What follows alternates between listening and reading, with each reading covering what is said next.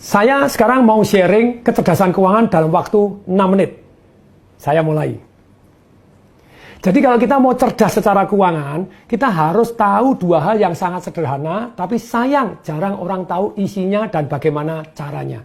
Jadi kita harus tahu yang namanya pendapatan, satu, yang kedua pengeluaran, income dan spending. Ternyata yang namanya income atau pendapatan itu ada 3 macam. Sayang kalau Anda hanya punya satu saja. Satu yang namanya active income. Active income itu apa? Ketika Anda kerja, Anda baru dapat income. Anda jadi guru ngajar, jadi pegawai negeri, masuk baru dapat income. Jadi dokter, jadi lawyer, jadi pedagang. Ketika Anda dagang baru dapat duit. Jadi trader, ya Anda itu namanya active income. Nah, saya hanya satu ini doang. Kemudian yang kedua, Anda harus tahu bahwa dalam income ini ada yang namanya passive income. Tidur pun dapat duit. Ini income yang paling penting, tapi sayang orang tidak fokus untuk membangun passive income.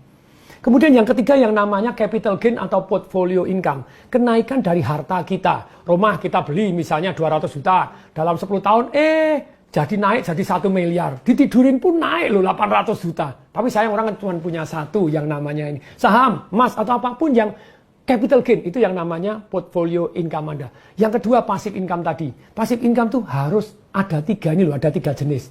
Banyak orang nggak tahu dan nggak punya. Yang namun satu adalah paper asset. Obligasi, deposito, royalti, saham yang menerima dividen, jadi unit link Anda. Tapi sekali lagi, ini adalah paper asset.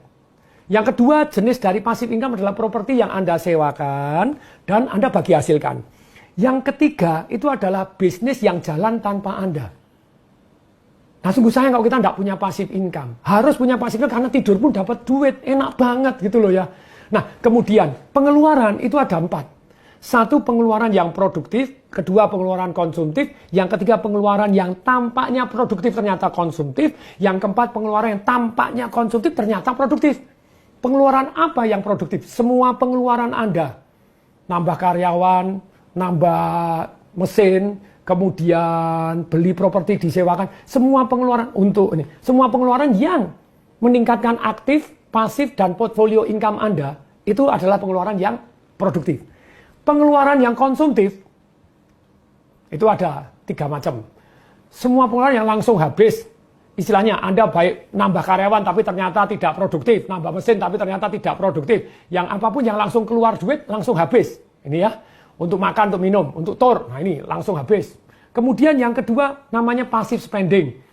Cicilan mobil Anda, cicilan rumah. Lupa cicilan rumah kan harganya bisa naik. Bisa, tapi Anda nyicil itu tetap passive spending. Anda tidak bayar, disita. Gitu aja gitu ya. Cicilan Anda, langganan A, langganan B, langganan internet Anda, apapun yang keluar terus, itu sebenarnya passive spending. Oke ya. Kemudian, yang paling berbahaya ternyata yang ketiga. Invisible spending.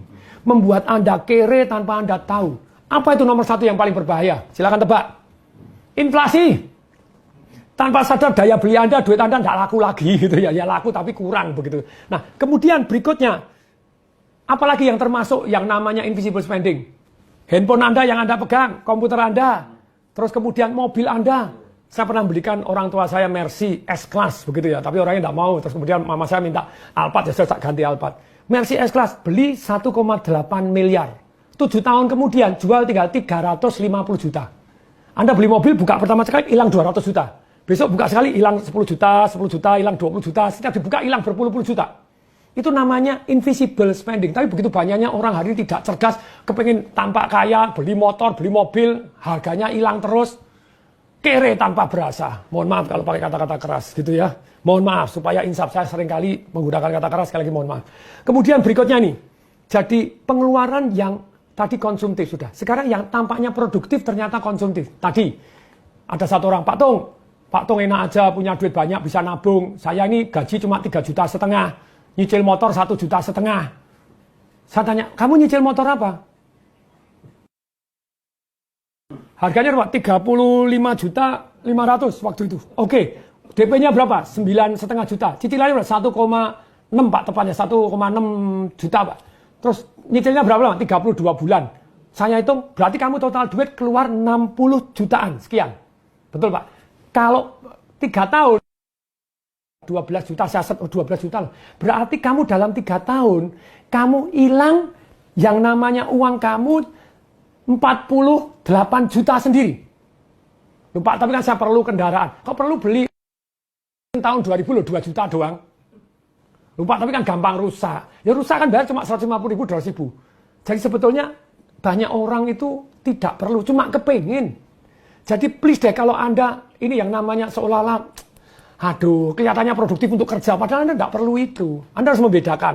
Berikutnya yang keempat, yang namanya pengeluaran kelihatannya konsumtif ternyata produktif. Satu, pengeluaran untuk belajar. Yang kedua, pengeluaran untuk bergaul dengan orang-orang yang jauh lebih sukses dibanding kita.